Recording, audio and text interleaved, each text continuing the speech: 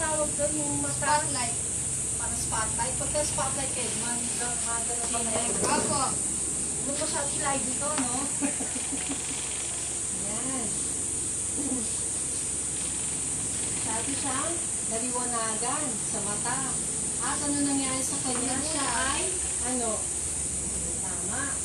Siya ay nahulog sa Likat. yan. Yan, si Samuel. Ano? Nahulog siya, nagbaw siya sa Panginoon. Sabi niya, ano na ako, susunod na ako sa sinasabi ng Panginoon. Pero, sabi siya na sinagan ng ilaw mula sa langit at ang pati ng kanyang mata ay ano? Nabulag. Bulag. Kaya naglalakad siya. Nagutong Pikit ba? niya yung mga mata niyo, pikit niya. Pikit niya. Yan, may nakikita ba kayo? Wala. Itim. Oo, ganun dyan paningin sa Saul. Yan. At ngayon, nagulat yung mga sundalo. Ano nangyayari sa kampo? Bakit ganyan siya? Nagano siya, nagbow down siya, at saka sinungko na niya ang kanya buhay sa Panginoon. Sabi niya, susunod na daw siya sa Panginoon. Kaya yan, no, Jesus died for you, naalala niyo. Alam na niya sa isip at sa puso niya kung sino si Jesus Christ. Kaya sumunod na siya sa Panginoon at nagpakumbaba. At tinanggap niya si Jesus Christ as his Lord and Savior. Ganyan na nangyari kay Saul. Kaya ang pangalan niya ngayon, Paul. ano na? Paul Apostle Paul. Paul. Basta Saul, Paul. Hindi Paul, ha? Paul. Sabihin niya? Paul. Kasi ang tawag ng pangalan niya sa English, Saul. Sabihin niya Saul. Paul. Ang spelling ng Saul ay S-A-U-L. Sa sobrang kasamaan niya yung pangalan niya, pinalitan niya. Ayaw na niya ng Saul, gusto na niya ng Paul. Kasi yun ang bagong buhay na niya, Paul. P-A-U-L, Paul. Kung bibigyan kayo ng pangalan, anong pangalan gusto niyo? Paula? Daniel Padilla. O ano? Anong pangalan mag-bigyan? Ang saan pangalan mo? Twinkle pa rin. Okay. Si Jonabel. Ang gusto ng pangalan, Jonabel. Ano ba Okay. ito? Annabel, hindi naman. Pero si Paul, ginamit siya mightily ng Panginoon. Mula noon, hindi na siya naglalabas sa mga Kristiyano. Yan. Nagsishare na siya ng gospel sa bawat, asa na to? Yan. Yan, si Paul. Pero hindi ganito katakta si Paul, ha? Maliit lang si Paul. Yan. Nagsishare na kapalitin natin. Yan. Nagsishare na ng gospel si Paul sa mga tao. At kinalaban na rin siya ng mga Romano. Diba? Kasi kumampi na siya sa mga Kristiyano eh. So yan si Paul. Nagsishare na siya ng gospel sa bawat, tao. Okay? So, yan ang ating kwento ngayon. Jesus died for you. Okay? May mga tanong ako sa inyo. Sagutin ninyo, ha? Okay. Ang tanong ko dito, sino ba ano ang tunay na pangalan ng tao ito? Saul. Bakit ka pinalitan ng kanyang pangalan? At nababago buhay mo ka.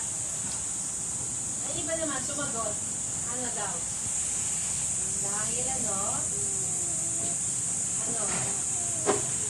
Bakit ka pinalitan ng Saan ka? pangalan niya? Ha? Ha? Gusto niya palitan ng kanyang lumang pangalan. Ginawa niya? Paul. Okay. Ano ginawa ni Apostle Paul? Nag-share ng gospel. Ano ba nangyari? Nakita siya Ay, saan nakalilay? Ano to? May Milka. Ano yan? Nakita niya. Liwanag. Sabay na bulag. Milka. Tawag Yuri. ka si Milka. Amiel. Tataas ka ng kamay pag Okay, sasagot ka. very good. Sino umalis? Marian. Sino kasunod ni Iwi. Marian? Johanna. Kaya si Jason. So, naintindihan niyo ba yung kwento? Opo. Sino hindi nakaintindi sa kwento? Magtanong. Okay. Ano ginawa na niya Apostle Paul? Na-share na siya ng sa bawat. Okay. Saka natin ulit ang kakanta ulit Okay. Pero ito ngayon ang ating memory verse. Tawagin natin si Ate Johara. Ate Johara na lang. Ate Johara, dito ka. Memorize mo pa kanina. Bakit yung ating memory verse ngayon? Acts 16:31. And they said, believe on the Lord Jesus Christ, and thou shalt be saved and thine house. Ikaw na. Basahin natin. Sabayan mo. Acts 16:31. And they said, believe on the Lord Jesus Christ, and thou shalt be saved and thine house. Acts 16. May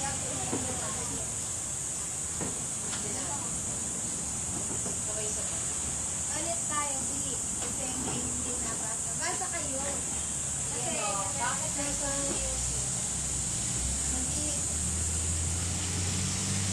Joseph! Unang po. Aniel. Ano sa Aniel? Paharapin mo. Hintay natin humarap dito si Joseph. Uy, bakit ganun? Hindi tulungan.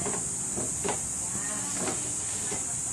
Susunod dito na si Joseph sa harap. Aniel, dito ka na lang kaya sa harap. Balik tayo. Joseph, harap. Dito. Yan.